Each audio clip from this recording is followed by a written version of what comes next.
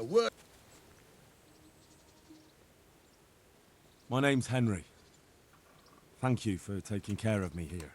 My name's Peshek, and I'm the miller here. You've already met my niece, Teresa. She took care of you for 2 whole weeks while you were in limbo. And talking of you being at death's door, while you were lying here, you worked up quite a bill with the bloodletter, who came now and again to keep you alive with his potions. That quack doesn't come cheap. I paid him what I could, but I still, that is, you still owe him. I see. Well, it's better to be in debt than to lie dead in a ditch. What do I owe? I'm not afraid of hard work. You won't pay for that shoveling manure.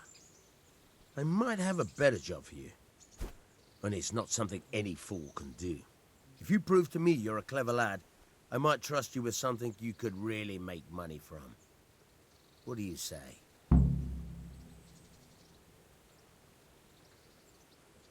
Well, what would you need from me? A trifle. Just to take something from someone and bring it to someone else. And not get caught while you're doing it. That sounds straightforward enough. Except for not get caught. Why would anyone want to catch me? Oh, don't worry. It's just a job like any other. Only this one requires, let's say, the right moral disposition. Do corpses bother you? No honourable man should touch them. That's the executioner's job. Did you expect I'd give you a hoe and send you out to the fields? You can dig all right, but somewhere else. I want to know whether you're going to hide behind some stupid fucking scruples, or if you might be useful for more unconventional work. I was prepared for just about anything, but that's a bit much. But go on.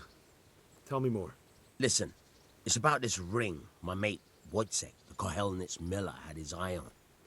Trouble is, they buried the ring by the gibbet along with the villain they hung while he was wearing it. Jesus Christ. You want me to dig up a corpse, take a ring from it, and give it to your friend in Kohelnitz? Is nothing sacred to you? Money first, morals later. That fellow is dead. He won't miss it. Whatever bleeding heart came up with the idea that it's disrespectful to disturb a corpse never read the Bible. It's still a human body, only it's missing a soul. Why be disgusted by something created by God? I think I've already heard more than I need to know. You've got the tongue of the devil himself. If you tried hard enough, I bet you could justify sodomy with a goat.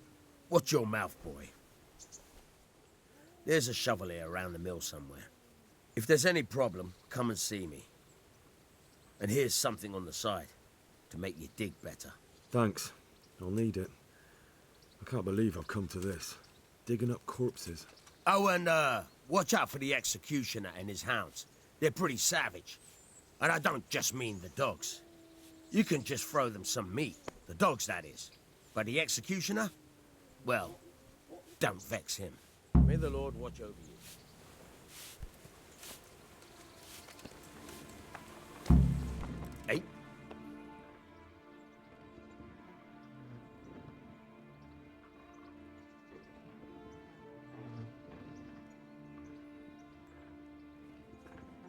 Good luck to you. Try unlocking this trunk.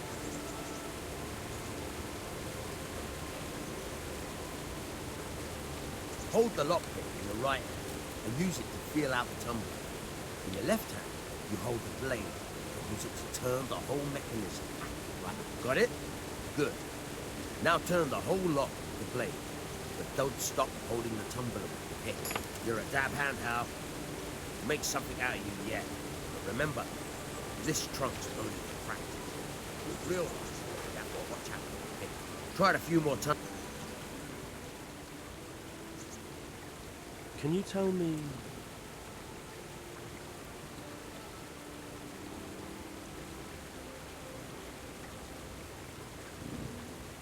That's all.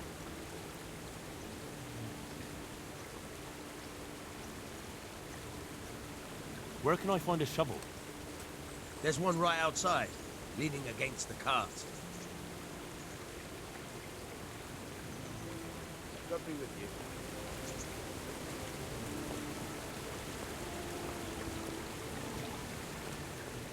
Hmm?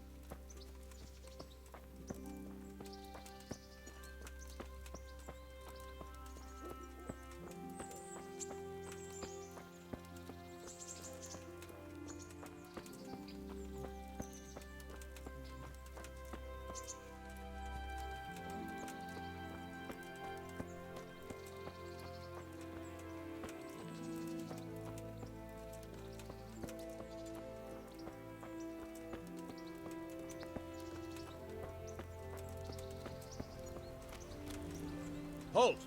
Who are you and where are you going? I'm Henry, son of the Skalitz blacksmith. I'm going to see my liege, Sir Radzig Kabila of Dvoyets. Of course you are, lad. And I'm the Pope. What do you want from his lordship? And what makes you think he'll see you?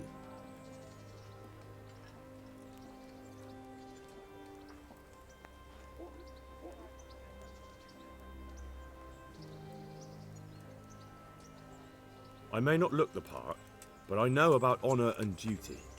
And mine is to tell Sir Radzig what happened to the sword he commissioned. All right then. Go ahead. It'll be your skin if Sir Radzig isn't pleased.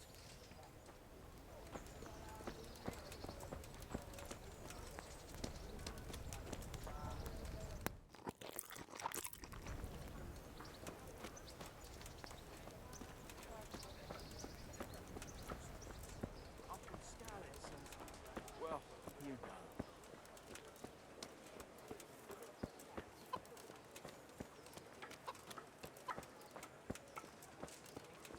So many people died in this mass. Bread, fresh bread, bread, rolls, buns, and pretzels for you.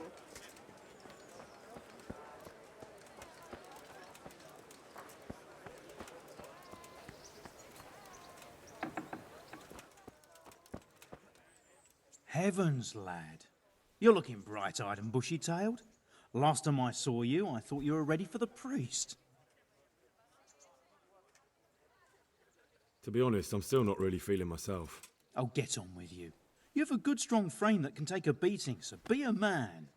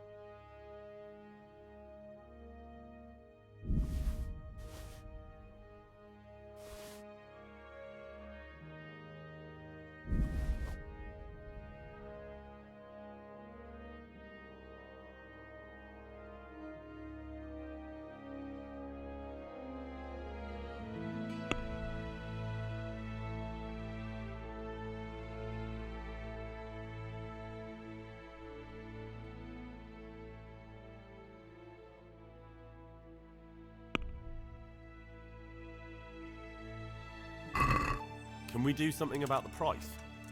Naturally.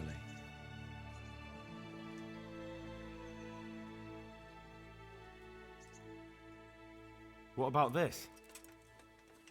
We're getting there, just drop the price a bit more.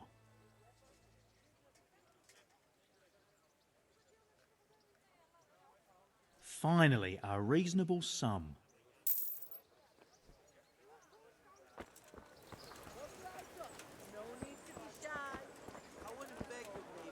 Baked goods fresh from the oven. Come and get them. Taxes, rate, oh, get the best prices.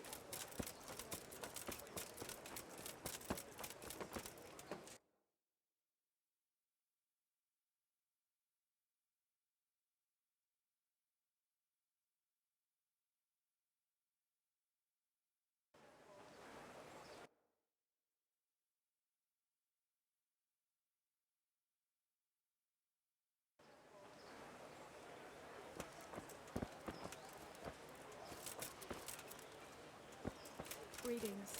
Be merciful, good lady. I live like you That's did it then. Here's your change.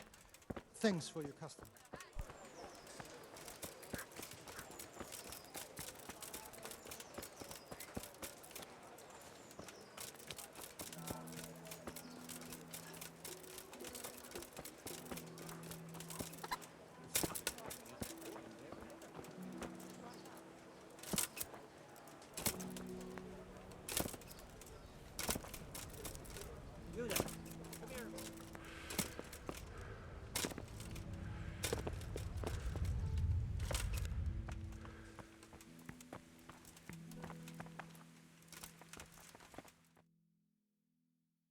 Could that be the smith's son, Hal? On my soul. It is him. What are you doing here, lad? We thought you were done for.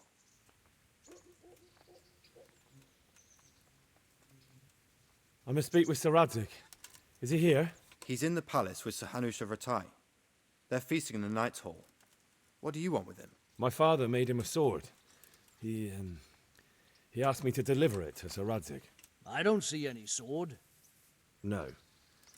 Bandits attacked me and stole it. I need to tell his lordship what happened. And then I'm going to find the sword. Of course you are, Hal. Good luck. Thanks.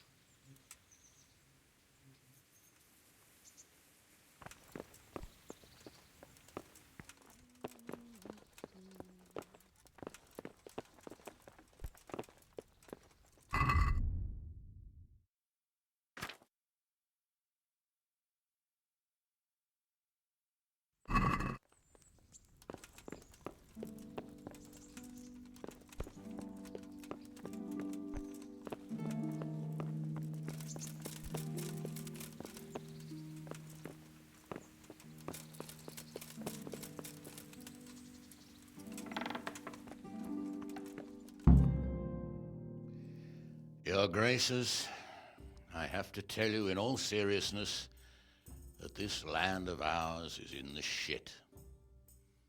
Deep fucking shit. Don't you agree?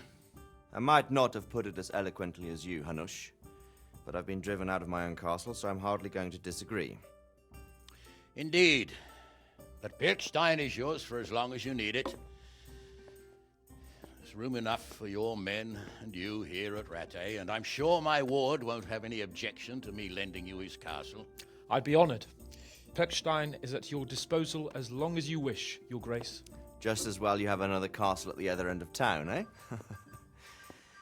At any rate, I'm beholden to you, Sir Hans, and to you, Sir Hanush. I don't like to speak ill of your people, Sir Radzig, but, well, there's no love lost between the townsfolk and the refugees. There's been talk of criminality. No, they'll have to get used to it until the situation's resolved. But when will it be resolved? And what on God's earth is this war even about? I won't lie, sir. I don't understand it. You aren't alone, Father. I believe Sigismund's original intention was to persuade Wenceslas to accept the imperial crown and to leave the rule of Bohemia to him. Who could blame him? I know Wenceslas is a friend of yours, Radzig, but even you have to admit he brought it upon himself. I can't deny the king neglected affairs of state for other pursuits. There is a need for order in the land, but I don't think the lords who sided with Sigismund realized just what Hungarian order looks like. Hungarian order? What concerns me, sir, is how a good Christian could resort to such brutality. To give him his due, I don't think he expected the lords of this country to stand behind the king.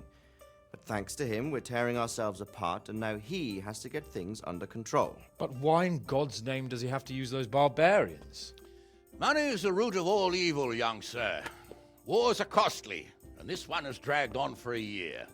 Sigismund ran out of coin for knights, so he recruited those whore sons that settled in Hungary. The less he pays, the more they make up for it with plunder. That's why he attacked us. He was after our silver. What are you doing? You've no business here. Clear off. Wait, it's Henry.